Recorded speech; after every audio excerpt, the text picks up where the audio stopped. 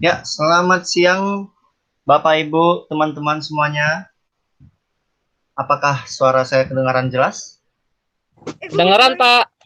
Bama, Oke, baik-baik.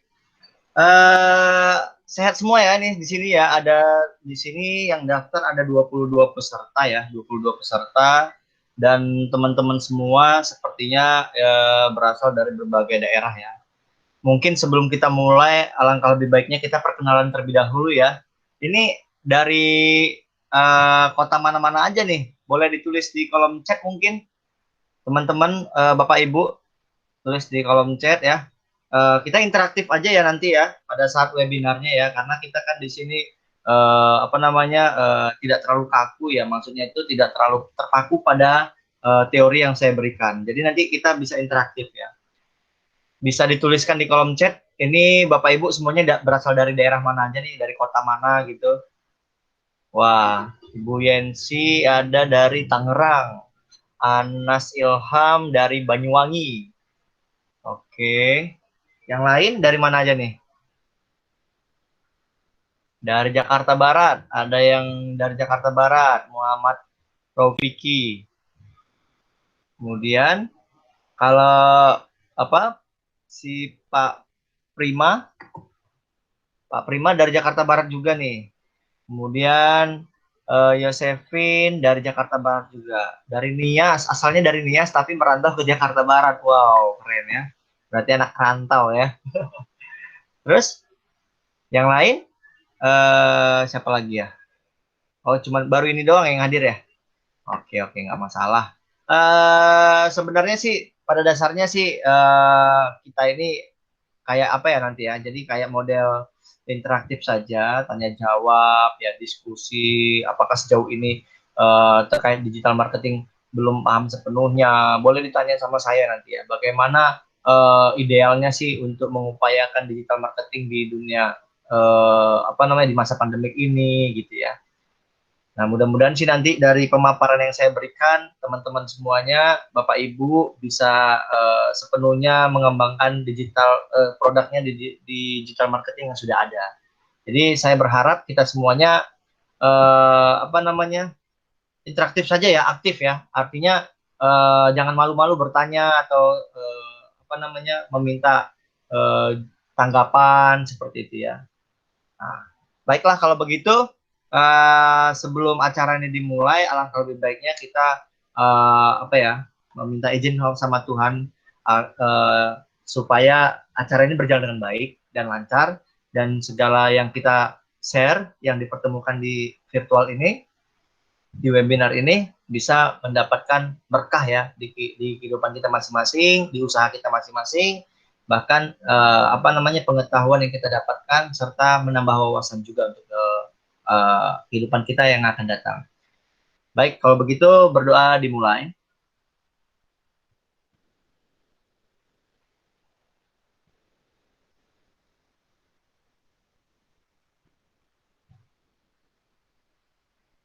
Ya, berdoa selesai.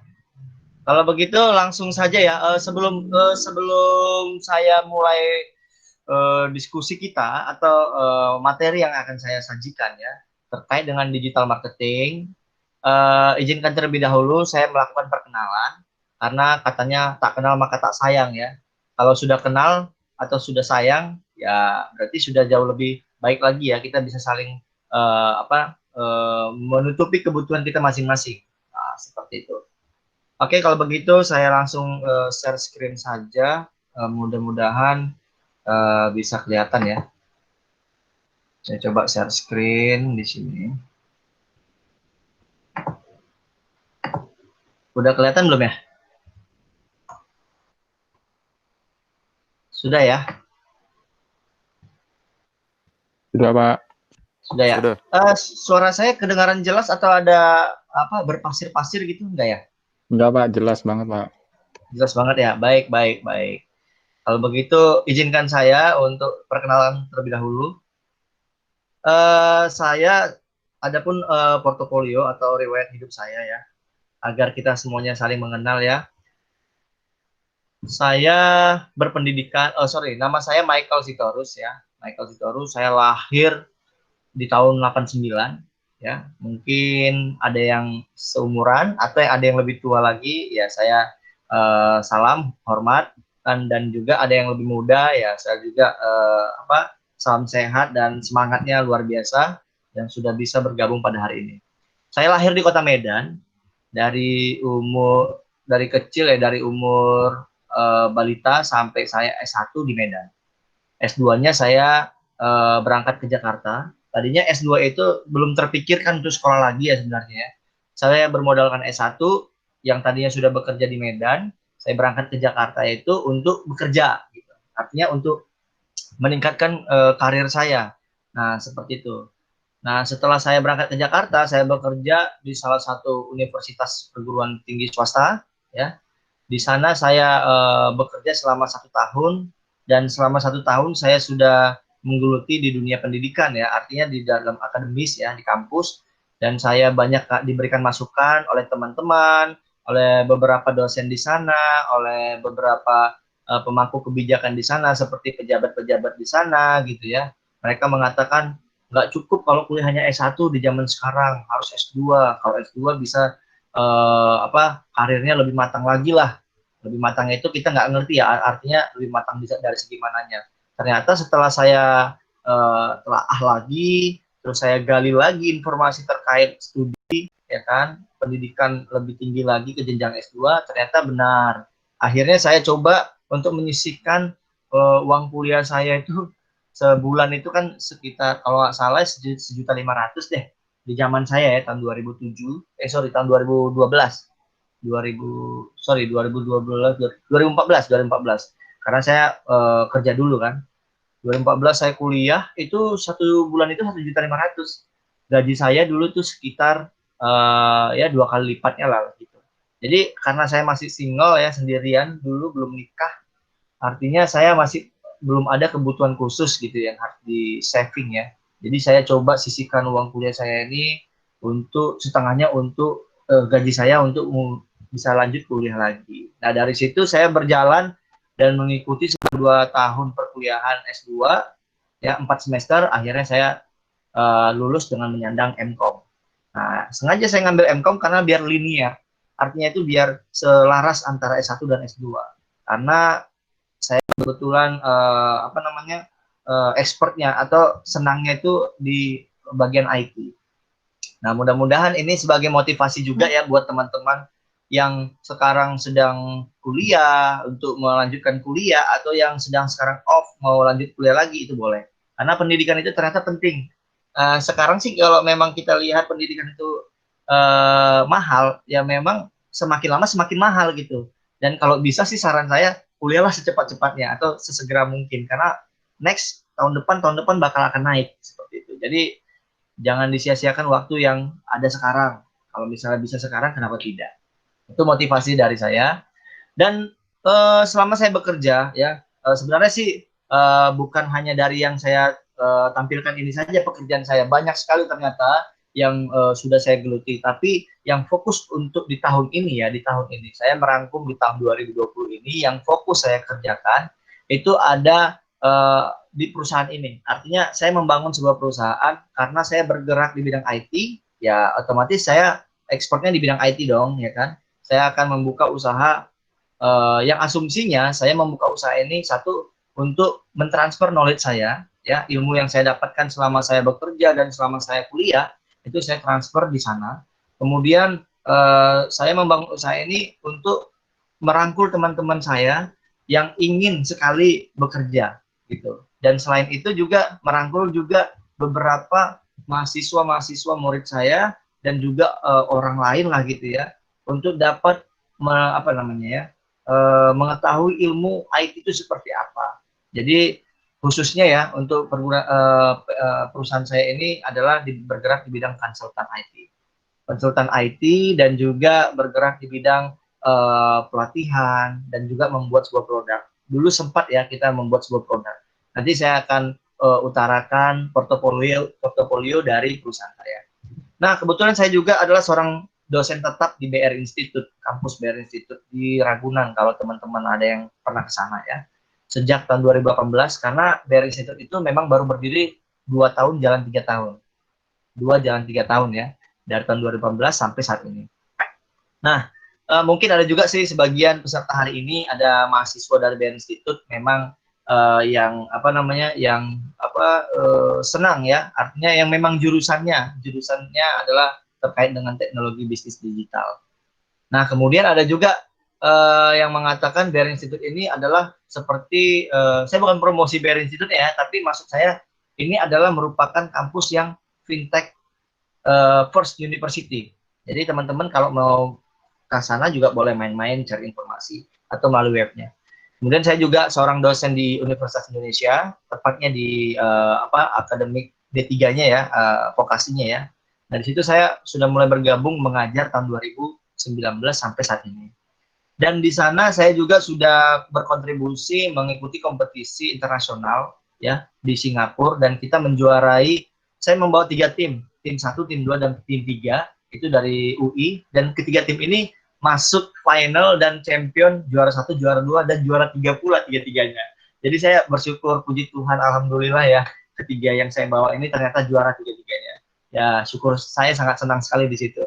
Dan memang kualitasnya mereka memang ya tahu sendiri lah ya, anak UI ya, masuk ke sana aja memang udah diseleksi luar biasa ya, ketatnya. Kemudian dosen Poltekkes, saya juga mengajar di Politeknik Kesehatan Jakarta 1, di mana itu di belakang Fatmawati, Jakarta Selatan juga. Saya di sana mengajar bagaimana cara membuat kaki palsu, tangan palsu untuk orang yang ortopedia. Karena memang di sana saya mengajar di bawah naungan program studi ortotics prostetik ya, artinya pembuatan dan tangan, kaki, dan palsu. Dan itu memang joinnya dengan Kementerian Kesehatan dan juga beberapa lab yang ada di Hong Kong dan di, kalau nggak salah saya di Hong Kong dan di Bangkok. Di sana nanti pabriknya ada di sana, cuman kita hanya seperti kayak desain dan nanti akan di-share di sana. Kemudian sebentar, ada yang ini ya tadi ya, baru join ya, sebentar. Oke, di sini saya juga sebagai dosen di Universitas Satu Indonesia. Di sini saya udah cukup lumayan lama ya, dari tahun 2017 ya. Oh, sama dengan di Poltekkes 2017. Karena kebetulan saya dulu adalah seorang staff, dan akhir karir saya di Universitas Indonesia itu sebagai kepala bagian. Nah, tapi di sini nggak saya cantumkan. Saya di sana sebagai kepala bagian perencanaan sistem informasi. Ya, menangani berbagai sistem lah istilahnya. Nah, di sana saya juga mengajar banyak mata kuliah ya. Nanti bisa juga sih dicek kalau memang ada teman-teman penasaran ya. Bisa dicek langsung ke kampusnya atau di online. Dan di samping itu saya juga seorang anggota dari Mendeley atau Elsevier. Nah, di situ saya seorang advisor. Karena saya memang kemarin itu sedang mengajukan advisor yang diuji ya pada saat itu. Nah, kemudian saya juga anggota Mendeley ini adalah bagian dari seperti citasi dari daftar pustaka. Nah, mungkin ada teman-teman yang belum tahu ya, jadi itu sekilas artinya. Kemudian saya juga anggota Asosiasi Dosen Indonesia. Maksudnya itu saya seorang dosen yang Indonesia yang terdaftar gitu ya. Jadi saya resmi terdaftar sebagai seorang dosen di Indonesia ya. Kadang-kadang ada orang jadi dosen tapi belum terdaftar gitu ya. Nah, itu harus mendaftar dulu lah gitu, biar sah gitu ya, atau gimana ya, biar ada legalnya gitu. Kemudian saya juga seorang anggota Aptikom Indonesia. Jadi saya juga seorang asosiasi dari perguruan tinggi ilmu komputer ya dan komunikasi di Indonesia. Nah, kemudian itu juga di bawah Kominfo ya. Kemudian saya juga membership Wantiknas. Wantiknas ini sebenarnya di luar dari kementerian, tapi memang mereka membuat sebuah wadah atau organisasi namanya Dewan Teknik Teknologi Indonesia dan Komunikasi Nasional. Nah, di sana saya sebagai membershipnya saja. Setiap ada event, setiap ada FGD ya, setiap ada forum-forum besar, saya selalu ada di sana dan selalu bertukar pikiran. Dan segala sesuatu rencana yang ada di Wantiknas itu langsung memang urusannya ke presiden, bukan ke kementerian. Tapi bisa juga di bawah kementerian.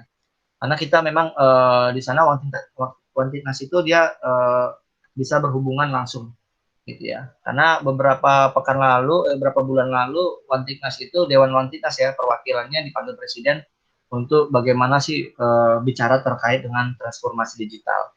Itu topik terakhir. Nah, mungkin itu sekilas pekerjaan saya. bagi teman-teman mungkin yang belum kenal, ya salam kenal ya. Di tahun 2020 ini itu yang bisa saya jelaskan pekerjaan saya seperti apa. Mungkin kalau misalnya ada yang bertanya nanti bisa kontak-kontak saya ya. Media sosial saya, nomor handphone saya ada tertera di situ 085359463609. Boleh WA dan Telegram juga. Email saya juga ada di situ ya, Mr. Michael Sitorus. Kemudian IG, Facebook, LinkedIn, dan segala sosial media saya bisa diakses.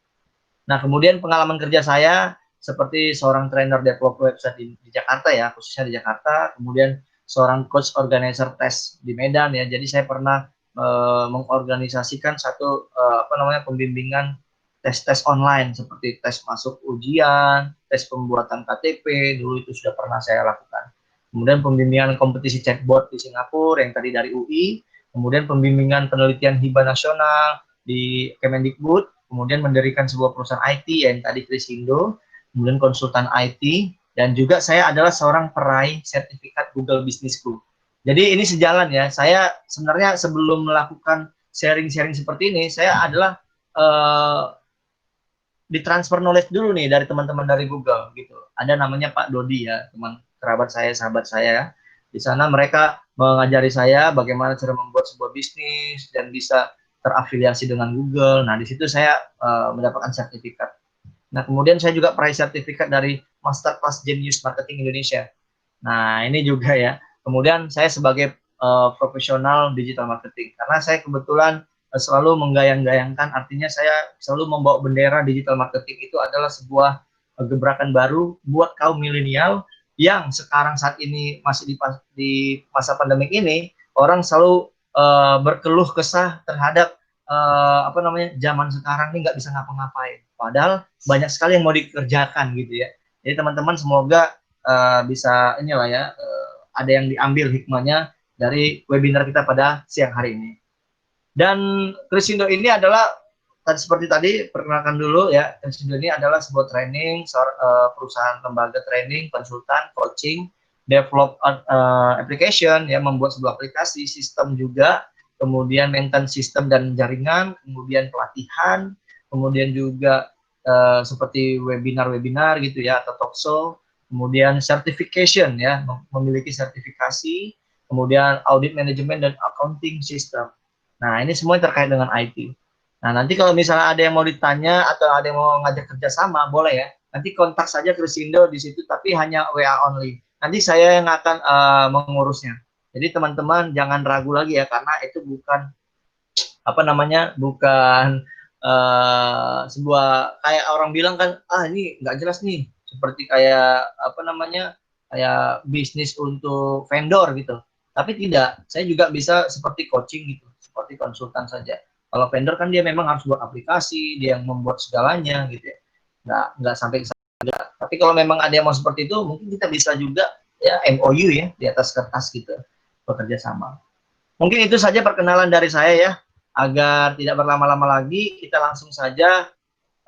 Ini portofolionya ya. Tadi saya sudah sempat katakan ya, saya sudah memiliki website dan membuat sebuah aplikasi. Mungkin nanti slide ini atau materi ini akan saya share di aplikasi Ngampus dan teman-teman bisa artinya bisa melihat atau bisa membaca ulang kembali. Oke, biar tidak berlama-lama langsung saja saya angkat materinya terkait digital marketing ya. Nah, yang paling penting adalah kita harus paham dulu nih, apa sih digital marketing itu? What is digital marketing? Nah, digital marketing itu pada gambar ini ya, itu bisa kita bayangkan bahwasanya bisa dilihat dari kebutuhan kita sehari-hari, ya. Di mana digital marketing itu adalah suatu usaha untuk mempromosikan sebuah brand atau sebuah merek dengan menggunakan media digital. Oke, sebentar ya. Sebentar saya coba dulu ini.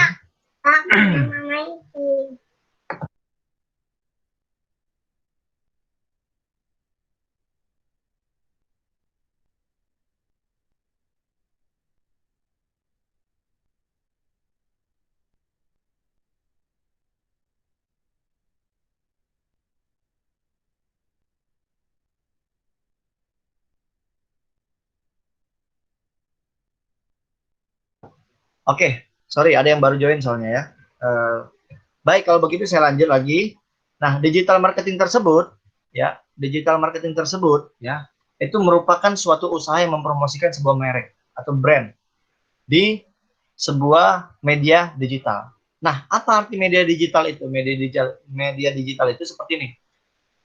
Terdiri dari adanya branding, kemudian adanya sosial media, kemudian adanya konten marketing, ya. Kemudian ada lagi email marketing, video production, kemudian ada SEO, ada web design, ada aplikasi development, ada SEM. Nah, ini akan saya jelaskan satu-satu ya. Branding yang paling pertama. Branding itu artinya gini, apa produk yang kita ciptakan, kemudian kita berikan namanya. Mereknya apa? Kita berikan namanya. Nah, nama tersebut harus sesuai dengan kebutuhan pangsa pasar.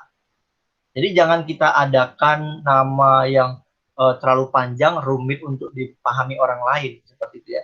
Jadi buat aja namanya itu yang satu kata saja dengan simple dan mudah diingat orang lain. Dan pada saat pembuatan branding tersebut, kita harus membuat yang namanya slogan apa namanya, seperti quote gitu ya. Bagaimana cara orang biar bisa langsung terlintas dalam pikirannya terkait dengan branding kita. Ya, misalnya apa namanya, seperti biasa saya kalau mengajar pasti saya berikan contoh seperti gini. Apapun makanannya, minumannya tetap teh botol sosro, ya kan? Nah, kenapa? Karena ketika orang melihat sesuatu, ketika orang mau memakan sesuatu, pasti yang diingat dia pasti apapun makanannya, minumannya teh botol sosro. Nah, itu yang diingat seperti itu. Jadi ada lagi contoh lain, misalnya seperti sebentar ya.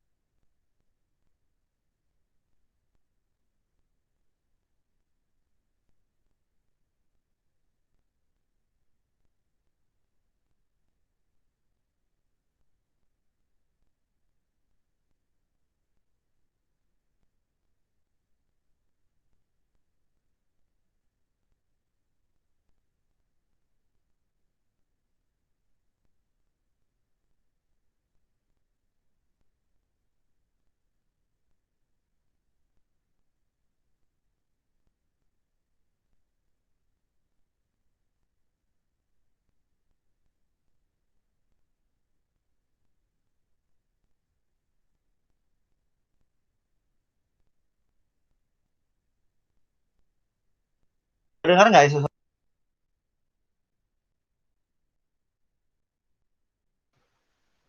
Halo, sorry, tadi terlempar sebentar. Dengar ya suara saya? Terdengar, Pak. Oke, oke, oke. Sorry, sorry. Ini masih terrekord ya? Oke, baik. Oke, sebentar. Saya coba dulu ulangi lagi pemaparannya ya. Bentar.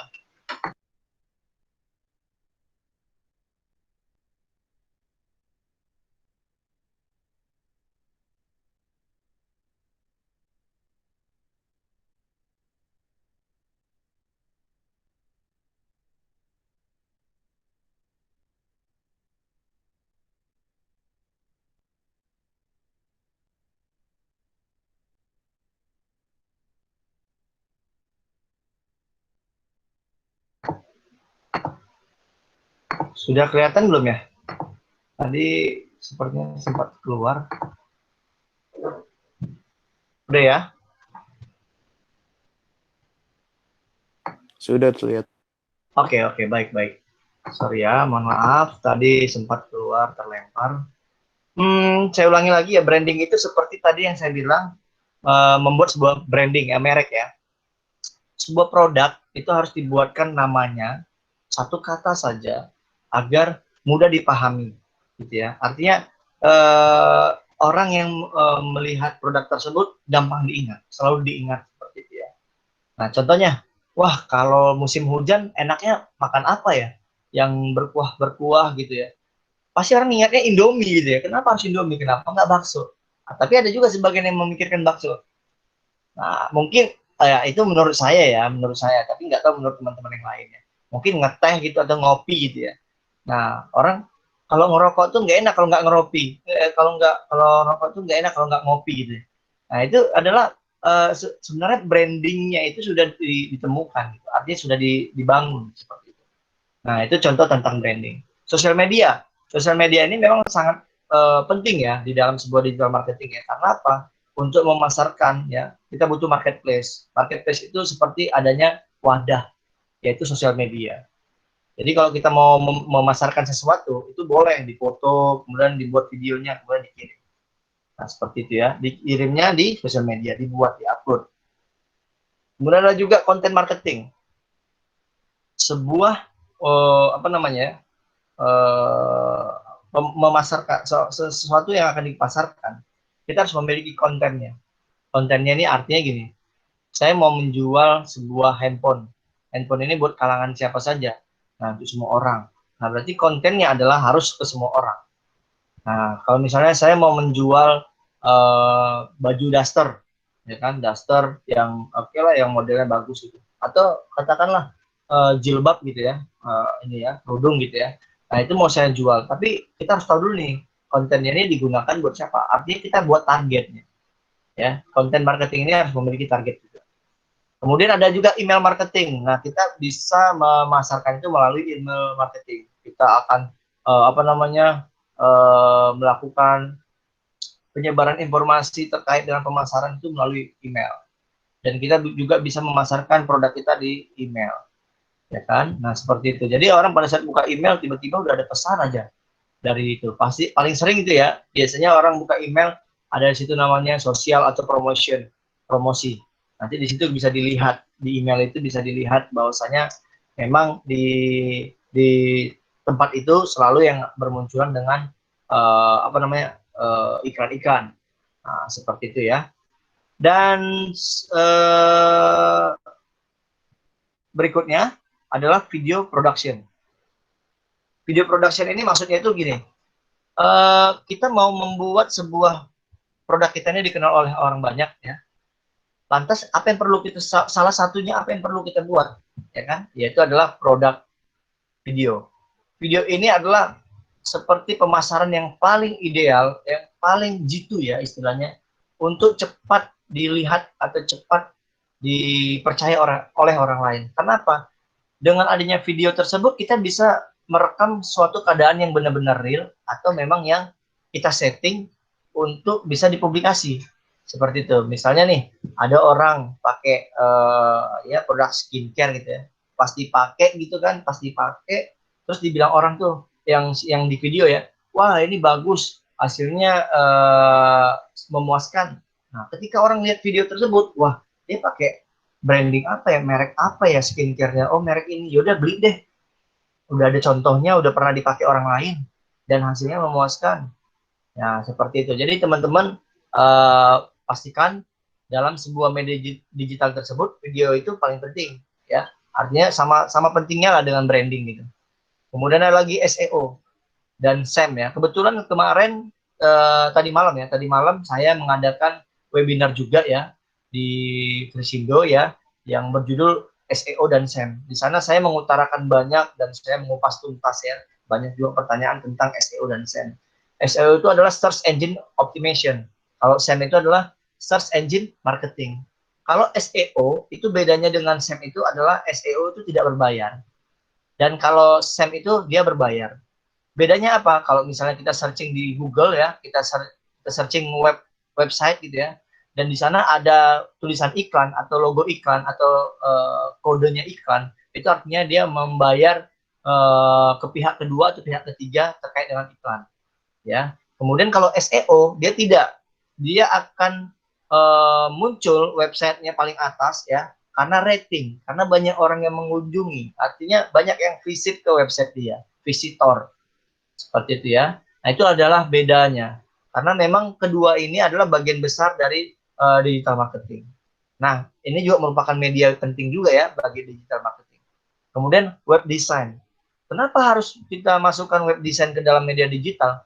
Karena orang pasti melihat nih, dari segi desainnya saja orang rumit. Kalau untuk melihat sesuatu harus klik ini, banyak banget tahapannya. Nah, ini akan membuat orang akan jenuh. Dan segala pemasaran yang kita lakukan di web tersebut, itu nggak bisa efisien. Artinya tidak tepat sasaran.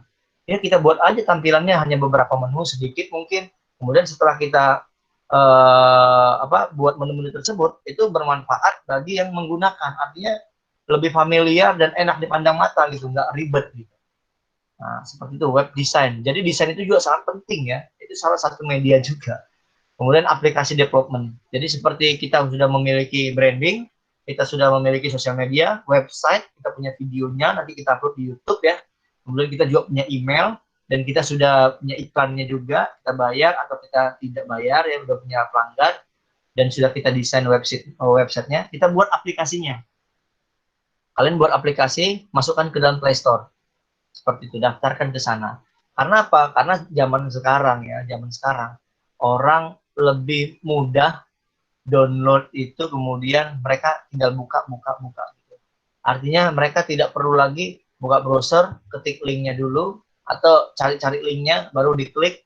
Nah, habis itu nanti akan hilang gitu kan. Nah, kalau aplikasi tidak. Jadi kita harus bisa nanti mengarah ke sana. Nah, ini adalah bagian atau cakupan dari media digital. Jadi teman-teman semuanya, media digital tersebut pasti akan bermanfaat untuk apa? Contohnya di masa pandemi ini, ya kan, manfaat digital marketing di masa pandemi ini, ya sekarang kita bisa beli online di mana saja, ya kan? Mau kita di rumah, mau di kantor, atau di mana saja, mau itu pun kita di kampung kita, itu bisa kita pesan sesuatu langsung diantar. Bisa kan? Bisa, tapi tergantung lagi kualitasnya atau efektivitasnya dipandang yang dilihat. Kalau memang kita butuh cepat, ya kita pasti pilih yang lebih cepat. Kalau memang kita mau butuh yang santai-santai aja, nggak terlalu terburu-buru, ya nggak apa-apa kita pesan online. Kalau kita butuh cepat, ya kita harus cari yang adanya di toko, seperti itu. Ya mungkin itu sih ya cara-cara kita untuk memilih ya bagaimana memanfaatkan pemasaran digital tersebut di masa pandemi ini. Nah, adapun tips dan trik yang perlu saya sampaikan dalam memanfaatkan digital marketing ini ya, apalagi pada saat membangun sebuah bisnis atau usaha baru gitu ya. Nah, ada 11 yang paling penting ya, yang menurut saya, dan saya akan coba ulas satu-satu ya bagi teman-teman. Yang pertama adalah, tipsnya adalah yakinkan diri sendiri untuk mengatasi rasa takut gagal. Jadi gini, kalau kita ingin, ini salah satu usaha bagi yang belum melakukan usaha ya, artinya mereka sudah punya niat lah minimal gitu ya, dan memiliki ide, tapi mereka selalu dihantui dengan rasa takut gagal. Wah, nanti ini butuh ruko, harus punya tempat, harus punya store-nya, saya harus punya stand-nya, mejanya, bagaimana nih, terus saya harus beli komputer satu, terus saya harus bayar pengiklanan, terus saya juga harus harus siapkan dananya, saya nggak punya dana nih, wah udah takut gagal duluan ya. Nah, itu yang paling penting, yakinkan diri kita untuk dapat bisa mengatasi rasa takut gagal tersebut ya. Nah, selain itu juga, sebentar, di sini saya coba.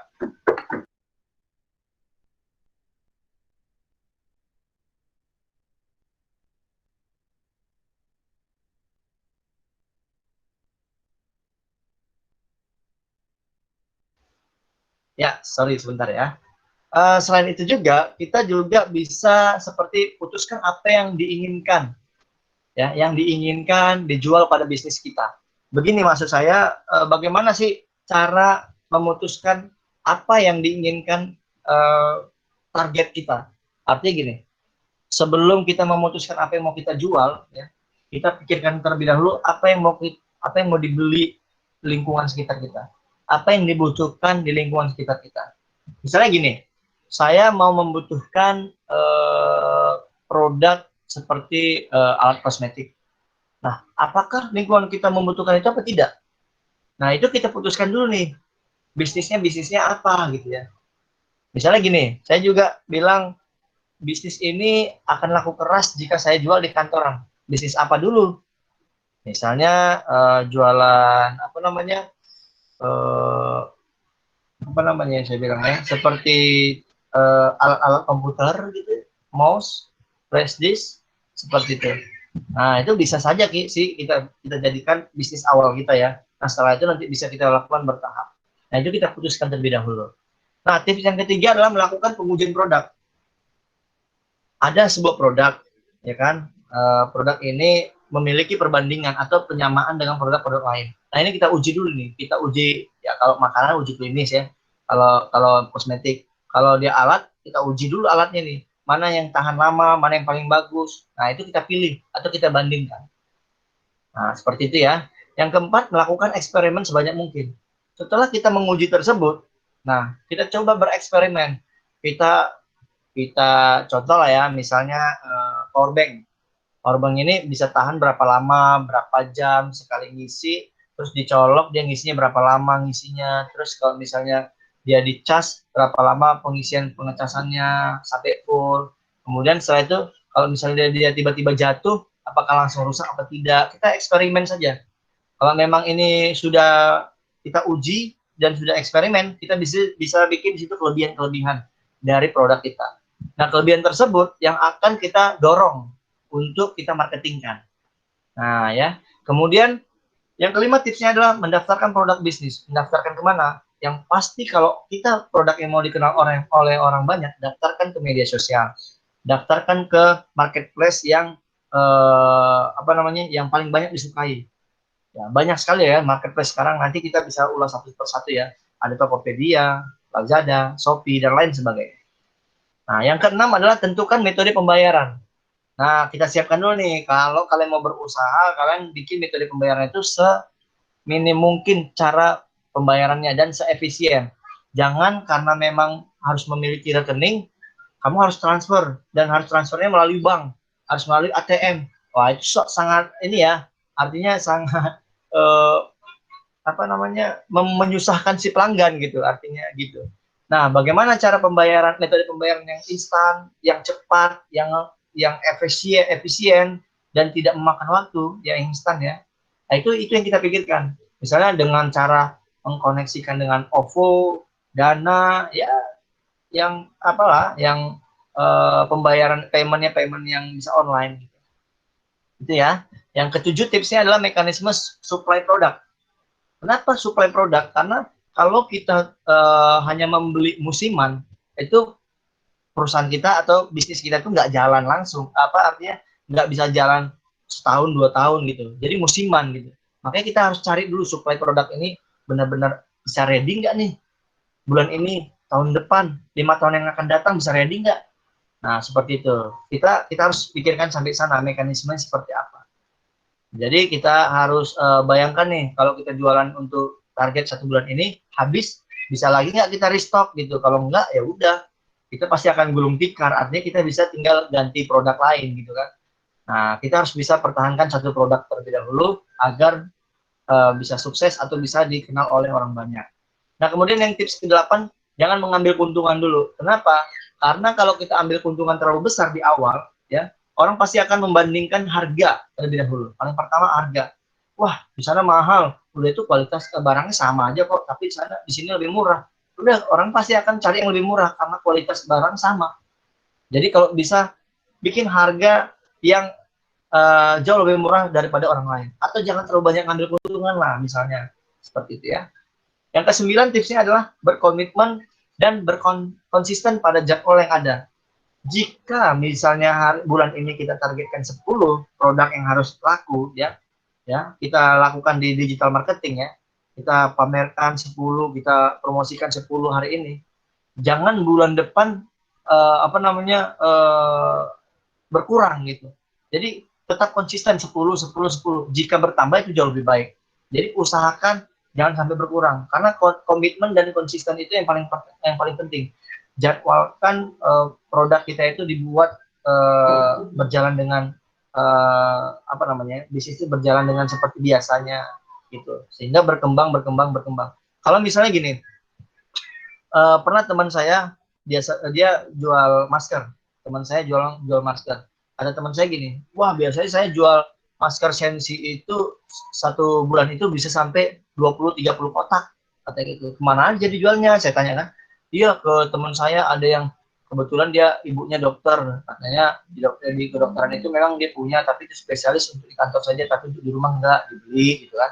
Nah, setelah itu ternyata pada saat dia jual seperti itu, lama-kelamaan kan orang kan beli itu kan untuk bisa tahan 1-2 bulan gitu ya. Tapi di bulan keduanya dia tidak laku sampai 20-30 kotak, berkurang. Nah, sekarang dia ganti nih siklusnya, dikurangin dia. Nah, bukan hal seperti itu yang maksud saya di tips ke-9 ini, komitmen dan konsisten itu. Yang maksud saya adalah tetaplah 20 di restock ya. Tapi bagaimana cara kita untuk lebih luas lagi untuk memasarkannya, itu saja. Jadi dia jangan sampai berkurang. Nah, kita harus konsisten di penjadwalan produk ya yang sudah ada gitu ya. Yang ke-10, membangun jaringan Anda sejak hari pertama dimulai. Istilahnya gini, ya nggak usah jauh-jauh lah, misalnya saya lah ini webinar-webinar seperti ini atau produk yang saya lakukan ya, pembuatan sebuah website. Saya nggak akan mungkin membuat pelanggan saya itu kecewa di hari pertama pula gitu ya. Nah, pasti akan saya bagaimana cara dia agar lebih tertarik, agar dia betah, agar dia mau terus mengikuti produk-produk saya gitu ya. Ya dengan cara membuat seperti adanya kerjasama, adanya banyaknya promo dan lain sebagainya, itu yang kita bangun sebenarnya. Membangun jaringan. Jaringan itu bukan kayak saya harus bekerja sama dengan A ke B, B ke C, enggak gitu ya, atau pihak pertama, pihak kedua. Tapi membangun kerjasama saya dengan klien, dengan customer, seperti itu. Itu seperti membangun jaringan lah istilahnya. Jadi kuncinya adalah ketika kita mau melakukan memulai sebuah bisnis kita ya, kita harus pahami dulu dari ke-10 yang di atas tadi yang sebelumnya. Dan yang paling penting adalah cara memarketingkan atau memasarkan produk kita itu hanya berdasarkan dari mulut ke mulut mungkin ya, salah satunya seperti itu. Jadi misalnya seperti ini, misalnya ada 1.000 teman gitu ya, ada 1.000 teman kita, 1.000 orang gitu ya teman kita, dan 1.000 teman itu nggak mungkin kita jalani satu-satu, artinya kita nggak mungkin promosi ke 1.000 teman itu.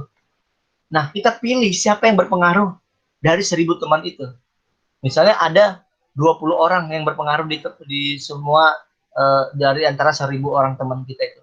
Ya 20-nya aja yang kita prospek, artinya 10 orang ini, 20 orang ini aja yang kita rangkul, kita bangun jaringan itu. Nah, nanti setelah itu dia akan artinya secara otomatis dia akan memasarkan produk kita kepada teman-teman yang lain. Karena dia berpengaruh di kelompok-kelompok itu. Nah, itu maksud saya. Jadi tips dan trik ini sangat berguna sekali ketika kita mau memulai ataupun sudah memulai usaha. Nanti kita akan adakan sesi tanya jawab ya terkait dengan bagaimana memanfaatkan digital yang ada secara pemasaran produk. Oke? Dan sedikit ya, saya akan informasikan bahwa setiap kita sudah menggunakan yang namanya atau kita mau masuk ke dunia digital marketing, kita harus pahami dulu bisnis governance-nya. Ya, bagaimana kita bisa membangun sebuah tata kelola yang bagus dalam sebuah bisnis. Ya, kita harus memiliki yang namanya organisasi yang pertama. Kemudian kita harus tahu siapa target kita atau customer kita. Yang ketiga, kita harus tahu marketplace-nya di mana. Yang keempat, kita harus buat produk yang bagus. Artinya kalau memang bukan produk milik kita sendiri, kita buat baru gitu ya, tapi kita ngambil produk orang lain, kita hanya kita hanya bantu jualin lah ya produk orang lain, itu boleh. Kemudian kita pikirkan price and payment ya, harga dan penjualan pembayarannya seperti apa. Harganya itu kalau bisa bersaing lah gitu, lebih murah daripada orang lain sehingga banyak laku gitu ya. Kemudian kita juga pikirkan bagaimana ulasan-ulasan yang diterima dari customer kita sehingga kita memiliki rating yang bagus, rating yang baik, bahkan sampai bintang 5. Itu yang harus dipikirkan dalam mengelola bisnis. Oke? Nah, setelah sudah dikelola bisnis tersebut, sudah kita rasa perlu untuk membuka cabang yang lain, baru kita boleh membuka cabang lain itu setelah kita melihat dari sisi omsetnya. Ya, dari sisi omsetnya, kemudian kita bisa lihat dari sisi produktivitasnya, kemudian dari supply barangnya apakah masih ada apa tidak, atau mungkin bulan depan ada perubahan lagi, kita harus ikuti perkembangan zaman. Nah, itu harus diperhatikan. Baru setelah dari situ, kalau udah siap, untuk akan hal itu kita baru bisa buat cabang baru seperti itu. Mungkin itu sih ya terkait dengan apa namanya mengelola sebuah bisnis ya. Nah, adapun platform bisnis yang paling umum ya, yang paling umum ya. Artinya gini, platform bisnis ini artinya bukan sebuah seperti kayak buka toko baru gitu ya. Tapi hanya dengan menggunakan mobile. Maksudnya itu kita nggak perlu buka toko lagi nih, gitu ya. Tapi kita hanya dengan menggunakan mobile saja, kita bisa seperti memiliki toko baru gitu. Nah, contoh-contohnya apa? Ya, platform bisnis mobile itu artinya seperti Tokopedia, Shopee, Lazada, Bukalapak, OLX, JDID, dan lain sebagainya. Nah, di situ bisa kita masukkan produk-produk kita dan bisa kita pasarkan di sana. Tanpa kita harus membuka toko. Kalau dulu kan kita harus buka toko dulu nih, minimal di mall gitu ya, atau buka stand gitu ya, sewa tempat lagi. Nah, kalau ini tidak perlu lagi sewa tempat, yang penting kita registrasi aja. Oke. Nah, yang di sini saya akan utarakan tren atau popularitas yang ada di Indonesia. Platform popularitas yang ada di Indonesia terkait dengan digital marketing ya. Tren dari digital marketing ya. Di sini yang paling pertama adalah SEO, Google SEO. Kenapa? Pastikan tautan produk Anda harus terdaftar di Google. Bagaimana cara terdaftar di Google? Ya sebenarnya sih dengan memiliki kata kunci yang baik. Artinya kata-kata kunci yang unik. Sehingga nanti di sana kita bisa mudah dicari orang lain. Seperti itu ya. Nah ini juga sama kurang lebih dengan SEM. Tapi kalau SEM itu memasarkannya dengan menggunakan pihak kedua dan pihak ketiga. Dengan mengeluarkan budgeting untuk pengiklanan. Nah, kemudian ada lagi nih dengan menggunakan platform Facebook, ya kan? Yang dimana secara proaktif kita pasti akan membangun yang namanya sebuah awareness, ya, untuk jasa dan produk kita. Kemudian juga ada seperti di Instagram, ya. Di Instagram itu kayak storytelling ya. Kita bisa menonjolkan kualitas konten kita di sana, ya. Kemudian juga di Twitter juga sama. Nah, kalau di YouTube dia beda. Itu seperti apa namanya mengiklankan pemasaran yang benar-benar real, kemudian kita buat videonya, kemudian kita upload di sana. Dan pemasaran yang dibuat di sana itu menggunakan video semuanya. Ya, kemudian email pemasaran. Email pemasaran ini juga sangat penting ya, karena orang di beberapa negara luar ya, itu email itu sarana yang paling besar dilakukan atau yang paling besar yang sering dibuka ya daripada Facebook atau Instagram. Seperti itu. Media untuk memasarkan sesuatu itu berdasarkan email. Nah, sampai sekarang ini pun saya di email Krisindo ya, email perusahaan itu dari Alibaba, kadang-kadang dari apa namanya beberapa perusahaan digital marketing menawarkan untuk kita join ke sana, tapi ya yang pasti berbayar ya, namanya iklan ya, pemasaran pasti berbayar. Cuman karena ini adalah kapasitas saya tidak seperti perusahaan besar ya, karena ini juga masih kecil, artinya saya tidak perlu dulu untuk melakukan pemasaran tersebut. Nah, jadi mudah-mudahan sih ini sudah tercerahkan ya teman-teman semuanya ya terkait dengan apa namanya platform-platform digital marketing. Nah, sebenarnya yang top di tahun 2020 ini ya, yang dari digital marketing ya, yang trendingnya ya, itu adalah yang paling pertama adalah kontennya. Jadi kita nggak usah panjang lebar deh ngomongnya. Kalau kita nggak punya konten ya itu nihil banget gitu ya. Percuma gitu kita buat produk, kita beli website, kita pasang iklan, tapi kita kontennya tuh nihil, mati gitu, artinya nggak ada hidupnya, kontennya nggak ada sama sekali, nggak tertarik gitu orang melihat konten kita. Nah, konten itu yang paling penting. 67% konten itu harus di apa ya namanya ya, dikerjakan atau dipikirkan bagaimana, dibuat strateginya lah. Kemudian habis itu marketing analitik.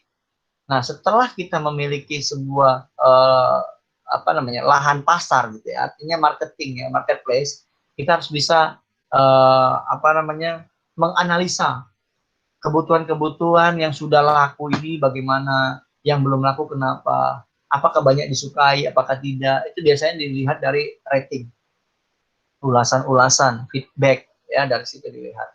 Nah, kemudian ada lagi namanya video marketing. Nah, kita buat video dalam membuat untuk meningkatkan trafficnya. Jadi kalau misalnya orang melihat video kan lebih percaya daripada lihat gambar gitu ya, atau melihat tulisan.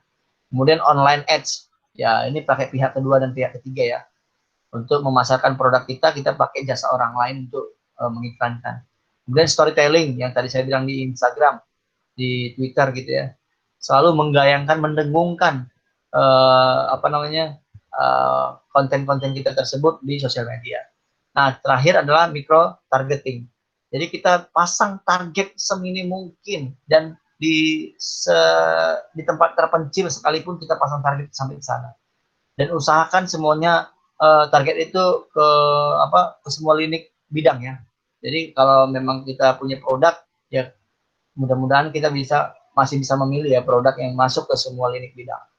Mungkin ini yang top marketing trend tahun 2020 ya. Jadi teman-teman semuanya bisa lihat nanti dan bisa mengikuti ya. Karena sebenarnya tren marketing ini selalu mengikuti yang namanya dua hal yang paling penting, yaitu adalah perkembangan teknologi dan yang kedua adalah perilaku dari masyarakat itu, artinya dari customer-nya. Seperti itu. Kita harus baca itu aja dulu.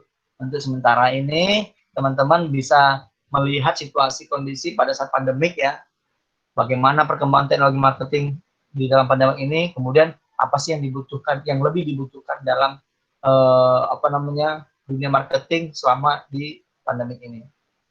Jadi apa yang menjadi tren di luar negeri itu belum tentu memiliki tingkat keberhasilan. Banyak orang yang jasa titip ya. Saya mau beli tas Hermes. Nah, ada nggak orang yang mau ke luar negeri nih? Titip dong tas Hermes.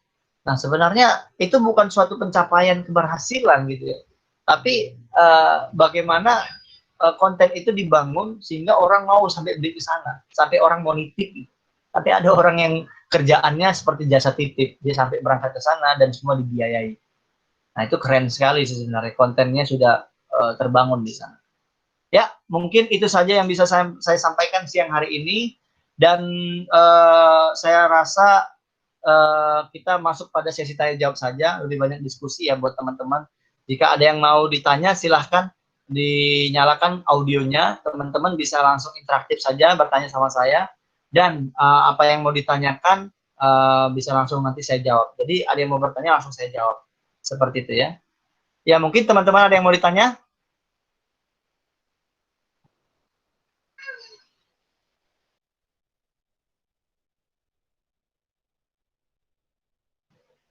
Ya, halo, ada yang mau ditanya? Teman-teman? Mungkin ada, atau gini deh, siapa yang saat ini sedang sedang menggeluti dunia usaha? Artinya siapa yang memiliki usaha, yang sudah memiliki usaha? Apakah kalian sudah ada yang memiliki usaha? Coba tulis di kolom chat ya. Nah, usahanya itu usaha apa aja sih gitu. Maksud saya udah punya usaha nih. Nah, usaha saya ini gitu. Oh, ini ada nih si Yosefin. Saya ingin buka usaha online shop, yaitu fashion atau baju.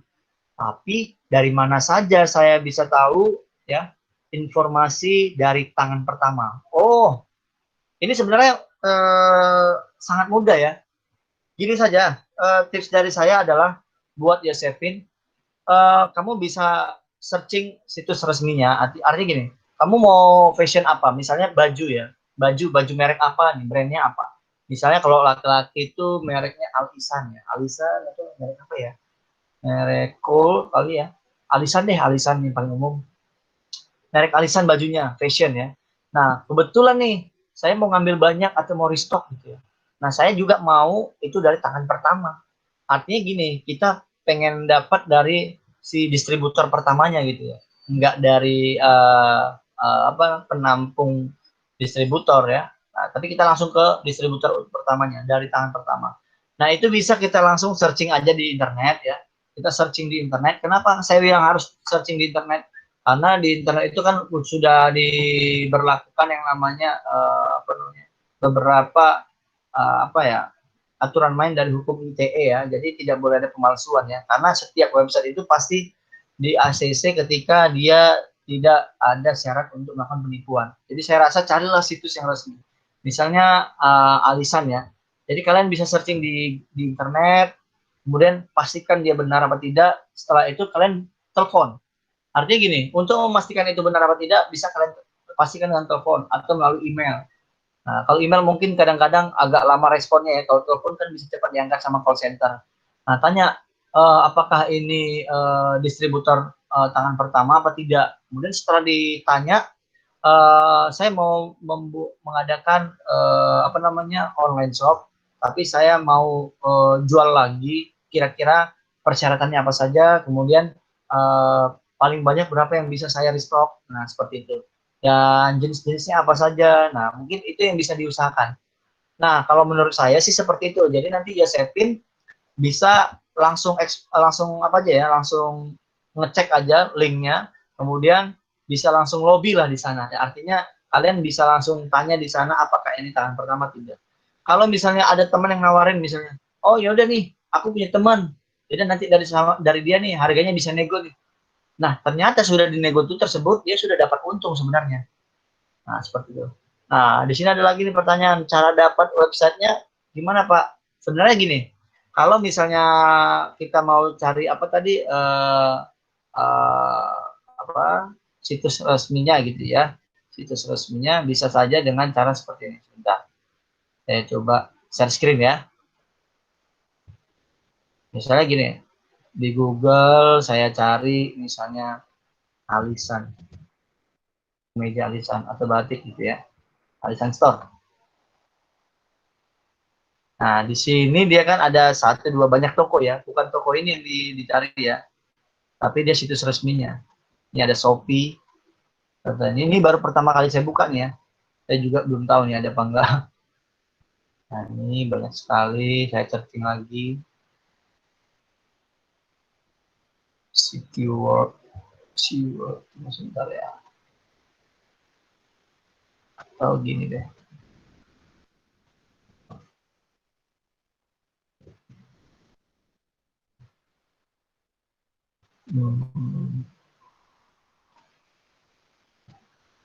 Nah, dia.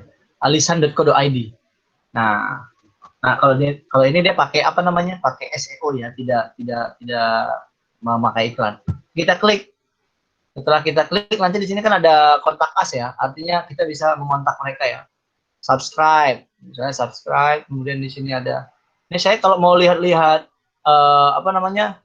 Modelnya, jenisnya, ini ada apa tidak itu belakangan. Kita lihat dulu di sini nih. Oh, ini keren nih. Wow, ini ada sama jam tangannya gitu. Nah, di sini nih. Ah, di sini kita bisa memasukkan nama.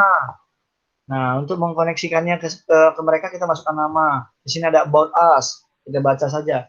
Nah, di sini nih pilih salah satu ya kan. Kita mau grosir apa eceran. Nah, Yosepin mau grosir apa eceran? Eceran lah ya. Kalau grosir kan harus sediain banyak duit ya. Artinya modal gitu.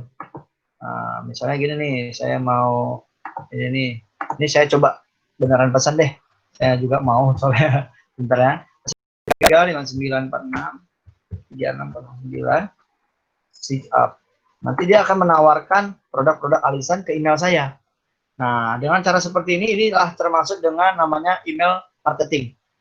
Nah, ini kan pakai email ya. Nah, ini lama banget nih. Kita harus daftar dulu sama dia. Tapi kalau mau cepat mungkin kita pakai kontak us. Di sini ada nomor kontaknya enggak? Atau alamatnya.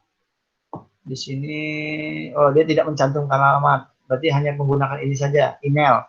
Ya udah, kalau begitu. Di sini ada juga nih stay di Facebook.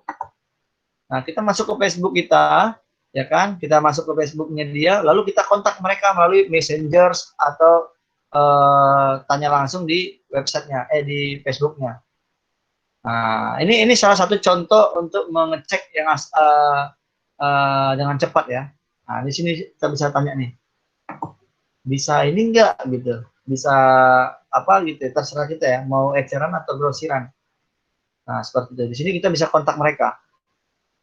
Nah, seperti itu. Kalau udah seperti ini, saya rasa ini udah resmi lah ya, karena di sini juga sudah apa namanya, sudah websitenya sudah resmi ya. Dan website resmi itu biasa identik sama .com, .co.id gitu ya. Bukan blogspot.com bukan ya. Nah, seperti itu. Mungkin seperti itu buat Yosepin menjawab ya. Bagaimana Yosepin?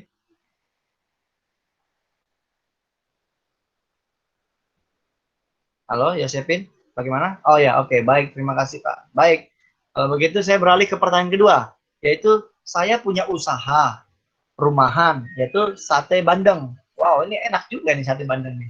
Dan frozen food, wes. Tapi konsumen kebanyakan orang terdekat. Oh, ya itu bagus gitu. Jangan jangan ini ya, jangan apa namanya, jangan berkecil hati gitu ya. Sedangkan saya sorry, sedangkan saat saya posting di medsos itu jarang pembelinya. Berarti gini, kendalanya kan udah tahu nih, kita evaluasi yang di postingan di Facebook, di medsos. Apa sih kendala saya di medsos? Coba saya boleh nggak review yang punya Yensi? Postingan di medsos mana sih? Apa Instagram atau Facebook? Biar kita coba live ya, lihat. Bisa ini, bisa tulis di kolom chat Yensi, atau mau ngomong langsung juga boleh. Halo Yensi, halo. Iya, halo Kak. Iya, usahanya nama itunya, nama brandnya, atau Iya, nama. Kak, saya jadi usahanya tiap ada pesanan saya baru buat gitu. Sedangkan kalau yang frozen food itu saya ngambil lagi dari toko, terus saya jualin keliling gitu. Oh gitu, ya oke oke Iya. oke. Nah terus di sini kan sedangkan saat saya posting di medsos itu jarang pembelinya. Di medsos Heeh. mana ya? Paling saya bikin di Facebook gitu, di Di apa? Facebook, Heeh, sama di IG, Instagram. heeh, sama di WA. Udah itu aja. Oke, di Instagram itu apa namanya? Biar kita coba cek. Saya mau visit dulu, lihat gitu ya. Saya belum bikin apa sih link khususnya Kak. Jadi masih nyatu sama Oke IG oke saya, oke. paling bikinnya di SG gitu. Oh gitu. Ya ya ya. Saya siap siap saya tangkap. Berarti begini, Bu Yensi ya, Bu apa Mbak ya enak ya? Bu Mbak aja deh. aja. Mbak aja. Siap, siap. Jadi gini Mbak, kalau misalnya kita sudah tahu ya masalahnya di mana ya, jadi kita udah menemukan titiknya nih, gitu ya. Artinya sumber masalahnya di mana gitu ya. Kenapa kita tidak mengembangkan dari masalah yang ada? Jadi gini, sejauh ini memang Mbak Yansi memang memasarkannya itu adalah ke teman-teman terdekat. Artinya di lingkungan sekitar saja gitu ya. Kenapa nggak ke media ke lingkungan luar gitu? Nah, bisa saja sih sekarang. Oke, Mbak Yansi sudah kepikiran nih untuk ke media luar gitu. Sekarang kita media luar itu platformnya sudah banyak. Kita bisa menggunakan jualan online melalui platform bisnis yang ada ya, e-commerce yang ada, misalnya Shopee atau apa gitu ya, Lazada dan lainnya. Dan juga bisa kalau misalnya kayak sate bandeng itu kan harus begitu ada yang pesan langsung buat ya. Nah, bisa saja kan kita bisa saja masukkan nama menu kita itu di kita daftarkan kemana, misalnya ke GoFood, GrabFood, seperti itu. Nah, ketika nanti orang pesan, nah di situ kita kasih limit waktu. Kita kasih limit waktu, misalnya begitu dipesan nggak bisa langsung jadi hari itu gitu. Tapi bisa jadi misalnya 1 jam kemudian. Jadi kita kasih keterangan karena ini adalah makanan yang harus disiapkan terlebih dahulu. Salah satu contohnya seperti itu. Bukan bukan apa namanya makanan instan seperti itu. Nah, kalau yang apa namanya yang di luar daripada itu mungkin bisa seperti itu, yang sudah ready. Artinya yang setiap hari bisa langsung dipasarkan atau dijual. Nah, kalau memang kategori makanannya yang bisa apa namanya dijualnya untuk besok atau kayak apa ya frozen food ya namanya ya, itu bisa saja sih kita daftarkan di Lazada gitu ya. Nah, misalnya orang orang mau pesan ini, mau pesan gitu ya. Terus datangnya itu besokan harinya gitu. Bisa saja sih. Dan kemudian di situ yang paling penting adalah untuk menarik daya tarik orang lain, kita buat seperti pemasaran fotonya lebih menarik. Ya, kita pasarkan dengan foto yang lebih menarik, terus kita pasarkan dengan apa namanya endorse dari teman-teman gitu. Artinya gini, ketika mereka beli, tolong dong kasih review buat video gitu ya, singkat 10 detik atau 30 detik gitu ya. Nah, itu sangat berharga bagi kita sebenarnya. Itu bisa nanti kita buat seperti modal untuk mengiklankan. Wah, ini ternyata enak nih. Pada saat dimakan satenya pasti digigit. Wah, ini lembut banget dagingnya. Wow, itu contohnya seperti itu. Jadi Iya. itu aja sih yang harus di apa namanya dikembangkan kembali dari permasalahan yang ada. Mungkin ada lagi pertanyaan dari Mbak Yansi. Saya pernah buka usaha Ya, juga ya, udah 2 kali sih saya buka usaha tapi nggak berjalan. Yang pertama saya buka toko oke. susu Susu, dan itu susu. tutup. Oke. Susu bayi gitu kayak pampers, perlengkapan bayi. Oh, perlengkapan bayi. Online, online. Enggak, itu ada tokonya saya. Oh, gitu. Ya, ya, ya, ya. Heeh. Oke, terus? Cuma itu nggak berjalan, Oke, terus? gulung tikar. Yang kedua kemarin waktu saat pandemik itu saya juga jualan baju anak kecil. Oh, Itu juga yang tutup juga, nggak berjalan. Apa kata saya kurang dari saya atau oke. gimana ini ya? Apa apa tips triknya gitu buat Oke, siap, siap. usaha tuh biar bisa berkembang gitu, biar bisa berjalan lah. Baik, baik, baik. Oke, Mbak Yansi, sebenarnya sih tips dari saya ya atau saran dari saya sih Mbak Yansi sebenarnya dari segi peluangnya itu sebenarnya harus diperhatikan. Karena apa? Menentukan peluang itu harus dilihat dari segi targetnya.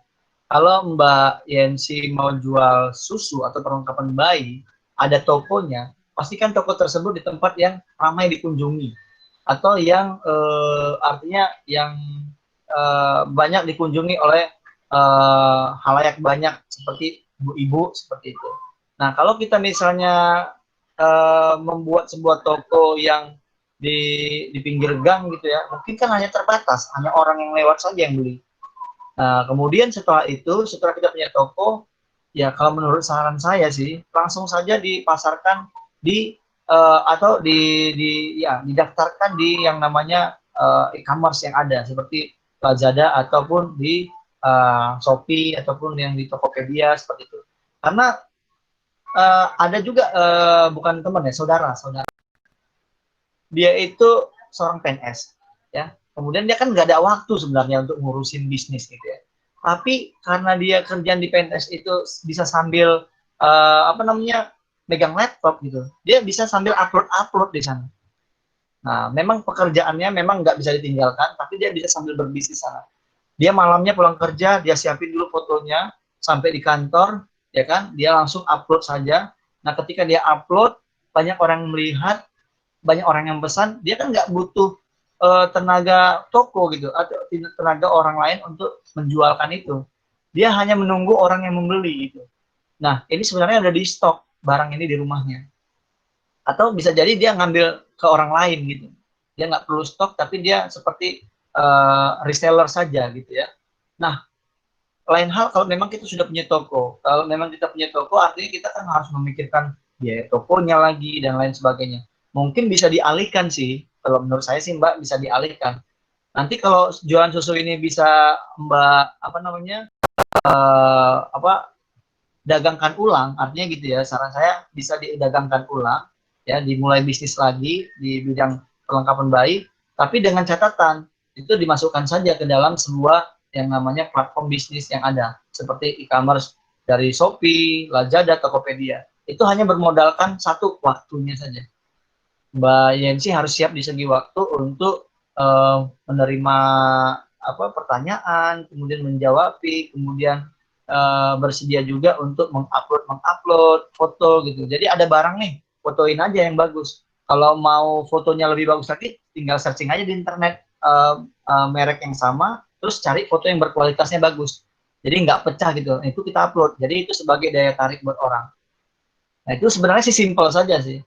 Jadi kemudian dipastikan lagi barangnya harus ready. Ketika kita seorang reseller, kita pastikan dulu yang penyedia barang atau distributor barang ini itu harus ready gitu. Misalnya ada yang mau pesan ini susu Nutrilon satu dus itu misalnya yang 800 gram. Kalau misalnya saya cari nanti di toko saya yang biasa itu nggak ada, saya harus punya toko lain gitu. Seperti itu. Jadi kita harus siapkan gitu. Kemudian kalau yang namanya online kan masih bisa 2 hari pengiriman, 1 hari pengiriman kalau ekspres, atau kalau mau yang langsung cepat pakai GoSend. Kalau mau pakai JNE mungkin bisa sampai 2 sampai 3 hari pengiriman, kan seperti itu. Nah, mungkin itu sih saran saya buat, mungkin kegagalan itu adalah keberhasilan yang tertunda ya, kata pepatah juga begitu ya. Karena memang bukan karena salah siapa-siapa ya, karena memang kesempatan yang belum terjawab. Karena kesempatan itu memang nggak bisa kita bilang dapat kita ambil, kita raih karena memang hari itu ada, enggak. Tapi kesempatan itu bisa kita upayakan, yang hari ini yang nggak bisa kita upayakan di hari yang akan datang dengan berbagai evaluasi yang sudah kita kerjakan terlebih dahulu. Nah, tadi ada juga jual pakaian. Saya rasa kalau saya buka Facebook sekarang, ya, yang jualan online itu kayak, halo ibu, ini harganya yang ditawarin apa namanya itu ya? Kayak jualan apa namanya itu? Yang jual baju-baju bekas gitu, bukan baju bekas sih, kadang-kadang ada juga yang baru atau reject dari gudang atau dari pabrikan gitu ya, itu yang dijual gitu dengan harga miring. Tapi kadang-kadang ada juga harga yang mahal gitu. Saya juga suka sebel gitu. Udah cocok gitu, udah enak dilihat dipandang mata gitu kan. Gua pengen beli, ya harganya nggak mau turun gitu. Dia ngobrol gitu ya. Artinya dia sudah kasih harga spesial gitu sebenarnya. Dan cara itu sebenarnya lumayan efektif pada saat itu ya, pada saat lagi booming itu. Kalau sekarang sih sudah jarang. Tapi kalau kita mau menjual seperti itu kembali, itu tidak menutup kemungkinan caranya adalah membuat seperti video production. Nah, itu yang saya katakan tadi, kita siap dari segi waktunya dulu. Jadi kalau ya memang kendalanya kalau kita mau berdagang secara online, kita memang harus siapkan teknologinya, kita harus siap dulu ya. Kemudian alatnya, kemudian dari segi waktunya. Kalau mengenai reseller itu ya kita siapkan siapa yang menjadi tangan pertama, tangan kedua, atau ya penyedia distributor, penyedia barangnya. Kemudian kenapa orang bisa beralih ke tempat orang lain? Mungkin karena segi perbandingan harga. Jadi banyak sih pertimbangan-pertimbangan yang harus yang kita pikirkan. Mungkin itu sih Mbak Yansi, mudah-mudahan sih usaha Mbak Yansi yang kemarin itu yang sudah gulung tikar bisa dihidupkan kembali dengan media online. Mungkin itu sih. Kita manfaatkanlah digital marketing yang ada ini. Gitu Mbak Yansi. Gimana Mbak Yansi? Atau masih ada lagi pertanyaan? Ya baik Kak, cukup. Cukup ya? Oke. Ya, Oke, thank you. sama-sama. Ada lagi teman-teman, ini ada lagi Alfonsius Bernard Yogi. Pak, ini dari saya, dari Papua. Wow, salam buat Papua. Waduh, jauh-jauh nih dari Papua nih. Gimana Papua? Di Papua aman ya? Corona aman ya? Bapak Alfonsius, apakah masih ada? Masih ya? Aman Pak, aman. Aman, oke, siap. Oke, pertanyaannya adalah bagaimana saya impor barang dari luar masuk ke Papua lewat e-commerce? Sebenarnya simpel Pak. Kita tinggal seperti mengkontak saja, atau mencari distributornya di internet kan banyak ya, mencari distributor apa yang kita inginkan, ya misalnya barangnya misalnya dari Korea atau dari Singapura atau dari Malaysia gitu ya, atau dari mana lah, dari Filipina barangnya ya misalnya. Nah setelah kita kontak mereka, nah kita tanya, kalau untuk masuk ke Indonesia kan harus bayar pajak apa segala macam.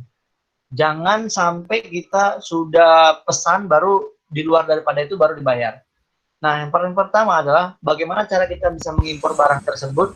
Kita lihat nih, kita harus pahami dulu nih, kita pelajarin dulu mengenai cukai seperti apa. Seperti itu. Jadi, buat Pak Alfonsius, sebenarnya kalau mau mengimpor barang dari luar, kita harus pelajari dulu nih mengenai cukainya seperti apa.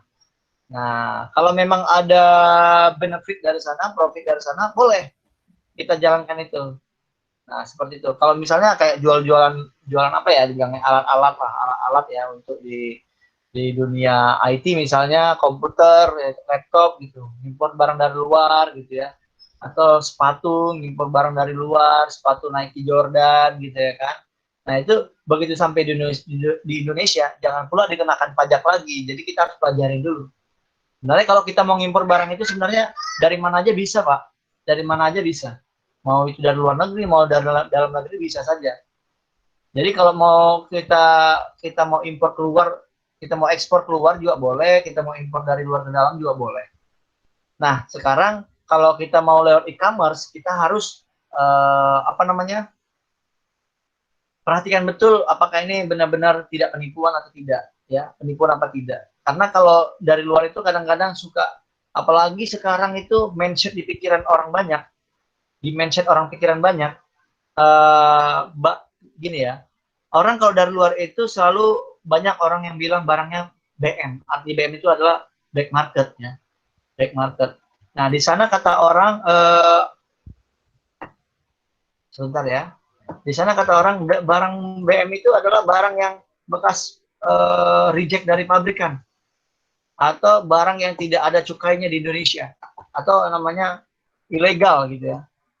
Nah, kalau yang dibilang ilegal itu, tapi kalau barangnya original, itu sih saya rasa bukan barang yang tidak bisa dipakai gitu ya, atau bukan barang palsu gitu ya.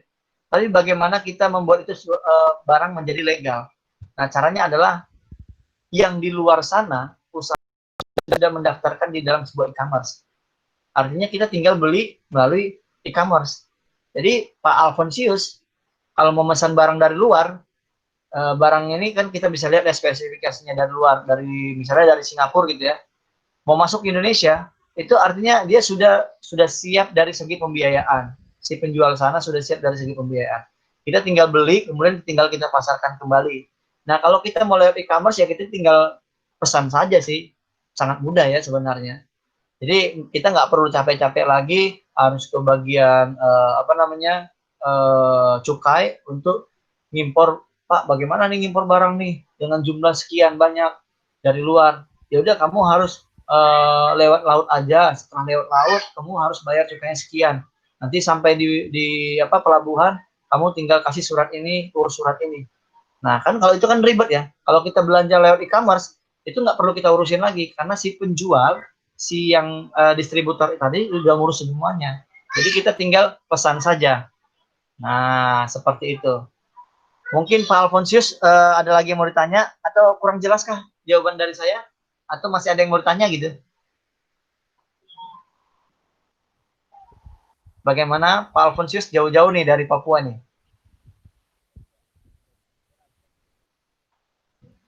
Ya, Pak Alfonsius, kedengaran ya? Masih suara saya ya?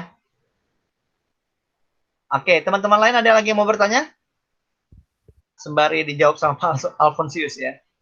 Oh iya, Bu Yansi tadi nanya ya, adakah link absensinya? Ada ya, nanti saya dengan besar hati meminta untuk mengisi link absensi yang sudah saya share di grup ya. Sorry, bukan di grup, tapi di link apa ya, kolom chat ya. Di situ nanti tinggal diklik saja, kemudian absensi. Di sana nanti saya minta untuk diberikan feedback buat acara ini, sehingga acara ini bisa berjalan dengan baik dan di kemudian hari bisa kita kembangkan lagi. Ya, mungkin ada lagi teman-teman, Bapak Ibu semua yang mau bertanya terkait dengan topik kita hari ini, digital marketing. Materi dan apa namanya, materi dan sertifikat akan di-download di ini ya, di aplikasi Ngampus. Aplikasi Ngampus. Nah, nanti di sana bisa Bapak Ibu semuanya download, sudah tersedia dan sudah bisa di apa ya, dilihat juga ya di sana ya. Ini saya sedang cek dulu.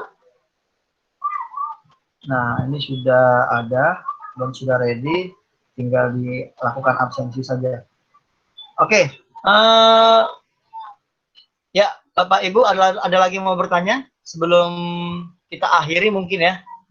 Buat Bapak Ibu semuanya yang mau bertanya silahkan, masih ada waktu mungkin sekitar 5 menitan lagi. Atau buat teman-teman yang belum tapi masih senang di digital marketing, yang udah punya ide tapi belum memulai usahanya, boleh juga di sharing-sharing ya buat kita pada hari ini. Bagaimana?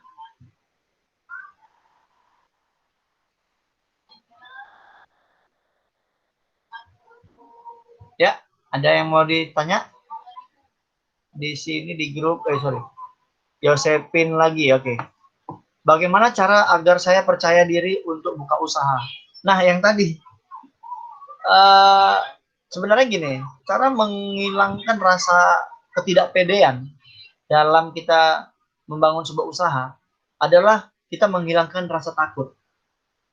Nah, kemudian setelah kita menghilangkan rasa takut kita dengan kesiapan kita yang akan datang seperti apa, ya, itu kita otomatis sudah mengubah yang tadinya kepercayaan diri kita tidak ada menjadi ada.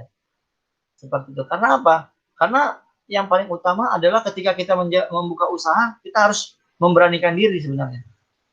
Nah, kalau mengenai di sini tadi katanya karena sebenarnya saya tidak punya pengalaman dan semuanya berdasarkan pengalaman saya ya kepada teman-teman saya yang lain. Itu semuanya tidak punya pengalaman kalau baru membuka usaha. Tapi dia dengan bermodalkan ide, kemudian dia bermodalkan percaya diri, dia akan pelajari segala sesuatunya untuk membangun usaha tersebut ya, menyiapkan targetnya, ya, menyiapkan produknya. Itu saya rasa itu sudah modal yang sangat besar ya. Jadi itu yang paling penting, yang paling utama yang harus kita lakukan pertama sekali. Nah, kemudian saya saat ini kerja sambil kuliah, tapi saya ada niat punya usaha sendiri. Banyak kok sekarang yang kuliah sambil kerja atau kuliah sambil usaha. Saya tadi udah berikan contoh, seorang PNS bisa berusaha menjual apa, tahu nggak? Dia jual apa? Dia order barang dari luar, kemudian dia jual di Indonesia. Dia beli dari Cina ya, dia berupa kamera webcam ya, kamera webcam. Dia jual di Indonesia dengan harga yang tidak kalah bersaing dengan toko-toko sebelah gitu ya. Nah, dia berhasil menjual satu produk saja, satu barang saja itu bisa menghasilkan keuntungan sampai 50.000. Dia jual sampai 10, dia bisa dapat keuntungan 500.000. Kalau dia jual sampai 100 atau 1000 unit, dia sampai berapa untungnya? Tinggal dikalikan sendiri. Dan itu sebenarnya cuma sekali upload daftarkan saja. Misalnya saya buka nih Shopee nih di handphone ya, saya daftar handphone saya Shopee. Saya upload lah fotonya yang tadi itu karena saya kan sudah dapat foto dari internet yang bagus gitu ya, yang kualitas saya solusinya bagus. Saya nggak perlu foto lagi gitu. Saya upload di account Shopee saya, terus saya jual, saya pasang harga, saya bikin keterangannya, spesifikasinya. Kalau ada plusnya katakan plus, kalau ada minus tulis minusnya. Jujur ya, jangan sampai ada yang melakukan penipuan.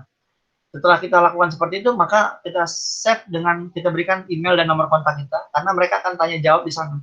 Mereka untuk memastikan barang ini ada apa tidak, bisa dikirim apa tidak, terus percaya apa tidak, itu berdasarkan dari situ. Setelah itu sudah kita cantumkan, mereka akan telepon atau calling kita untuk memastikan barangnya ready apa enggak sih, gitu ya kan. Oke, kalau ready kata kita, ya udah, saya pesan. Oke, pesan. Setelah pesan kita kirim.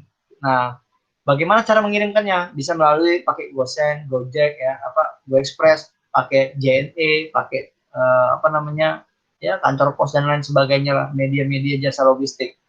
Nah, mungkin itu salah satu bagaimana kita bisa melakukan jualan dengan sambil bekerja atau sambil kuliah dengan online. Karena kita tadi saya sudah jelaskan juga, karena kita nggak perlu yang namanya buka toko. Kita hanya dengan membuka toko di mobile aplikasi gitu. Jadi nggak perlu lagi kita sewa toko seperti itu. Kalau memang di dalam sebuah aplikasi tersebut, misalnya Shopee, ketika kita laku satu produk, ada potongan pajak untuk Shopee-nya katanya. Berapa persen? Misalnya 5% atau 10%. Ya udah nggak masalah, berarti kita naikin harganya untuk bayar pajak tersebut. Simple, kita mainin harga doang. Nah, seperti itu ya buat teman-teman dan buat juga Yosefin yang tadi bertanya. Dan orang tua saya tidak mendukung, dia ingin saya fokus kuliah saja dan kerja. Oke, saya juga seperti itu, saya juga mengalami hal seperti itu. Mungkin teman-teman semuanya, hampir semuanya ya rata-rata keinginan orang tua kita ya. Kita tuh kalau kuliah fokus aja kuliah, belajar aja dulu, nanti kalau kerja. Gitu. Tapi gini, saya ya, terutama saya sendiri, saya tidak mau menyusahkan orang tua saya dengan bilang, ayah, ibu, saya mau bekerja tapi sambil kuliah. Terus mereka tiba-tiba, wah nanti kamu nggak fokus kuliah, nanti kuliah kamu jadi lama lulusnya, gitu ya. Paling itu sih, cuman itu aja sih kayaknya gendangnya, apa namanya, alasan orang tua kita kenapa kita disuruh fokus. Tapi ada juga yang bilang begini, oh yaudah asal yang penting kamu bisa membagi waktu, ya membagi waktu dengan antara pekerjaan dengan kuliah seperti itu.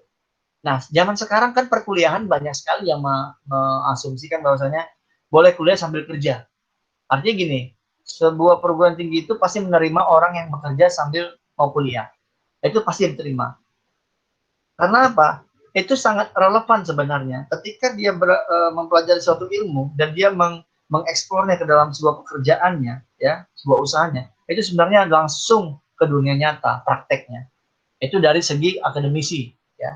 Kalau dari segi pendapat orang tua, mungkin orang bilang ada beberapa dua tipe orang tua lah. Kita anggap satu yang setuju, satu yang tidak setuju. Yang tidak setuju mungkin yang seperti yang disampaikan oleh Yosefin, karena harus fokus dulu. Nah, kenapa harus fokus dulu? Karena ya mungkin keinginan orang tua seperti itu.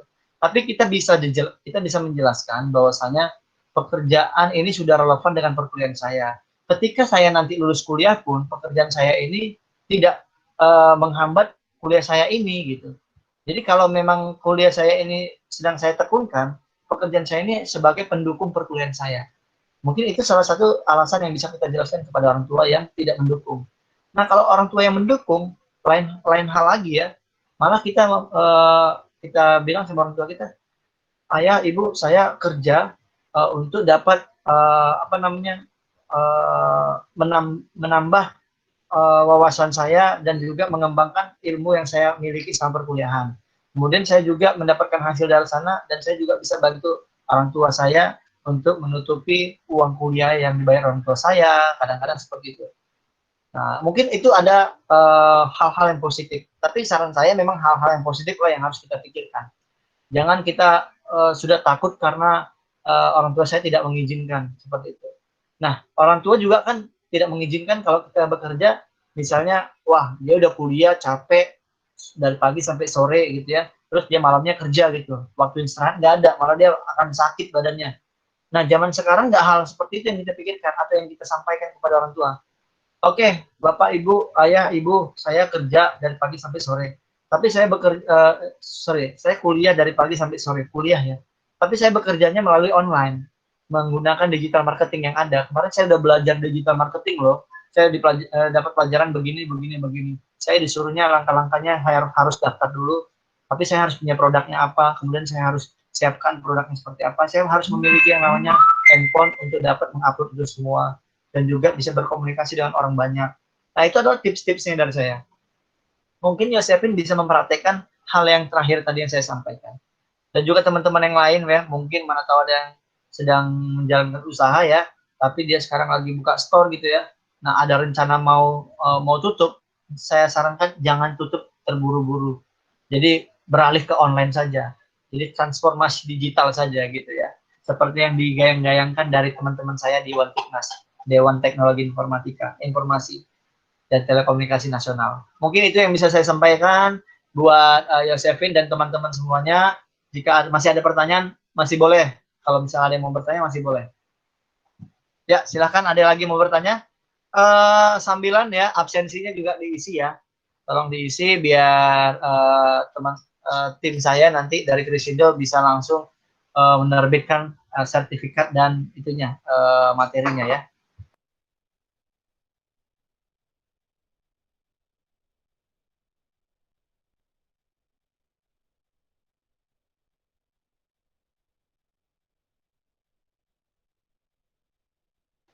Ya, ada lagi yang mau bertanya, teman-teman, atau sharing?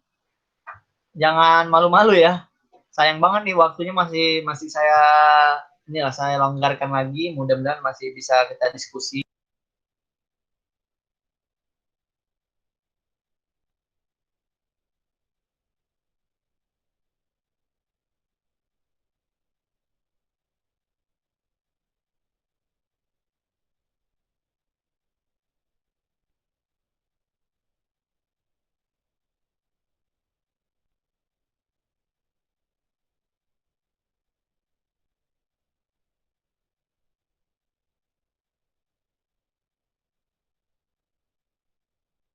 Ya, kalau tidak ada lagi, terima kasih banyak buat peserta webinar kali ini.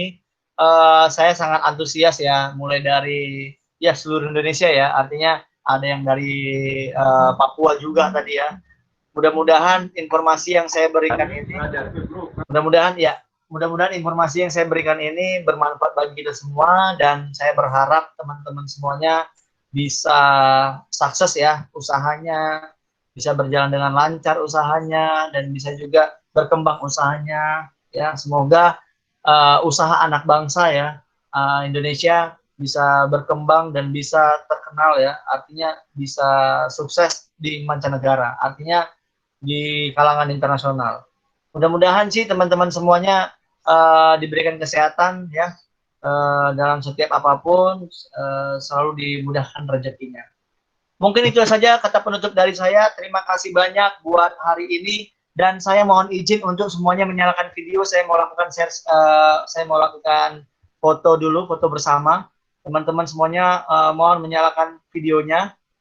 Oke, saya mau foto bersama dulu, teman-teman. Ya, nyalakan videonya dulu. Saya mau foto bersama. Oke, ya. Oke, ada lagi itu masih ada yang belum. Kita cuma 15 orang ya. Ya, masih ada yang belum. Silahkan dulu tuh, ada lagi Monica Rahayu, Jonathan. Oke. Ya. Oke ya. Kalau begitu langsung saja saya foto ya. Saya kasih aba-aba 1 2 3 ya. Baik, 1 2 3. Oke, satu lagi, tunggu ya sebentar. Bang.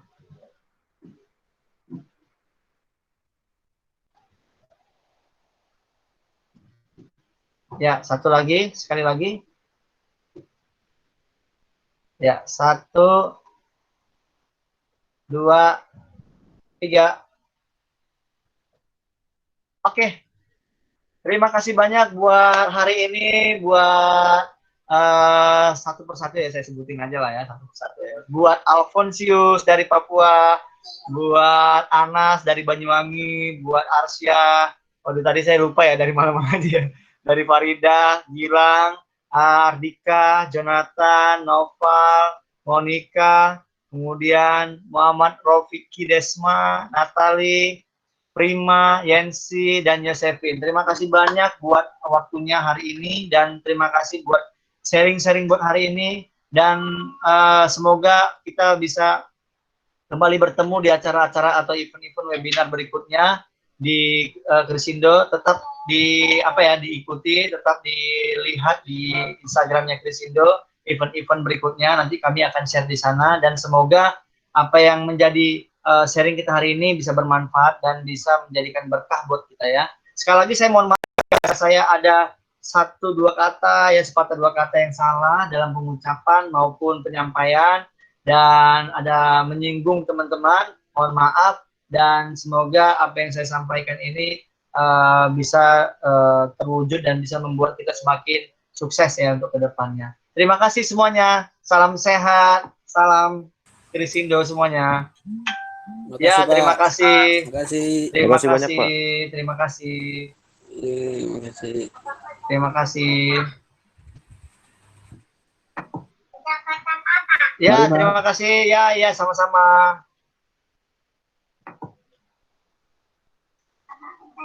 Terima kasih.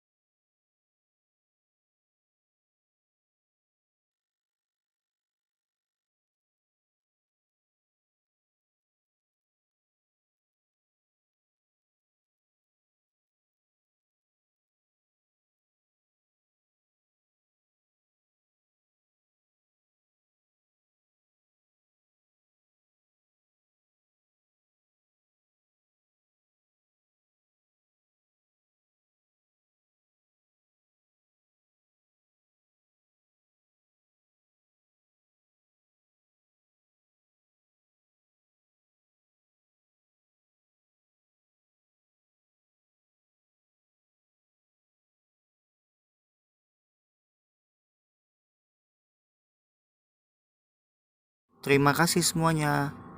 Jangan lupa like, comment, share, and subscribe ya. Thank you.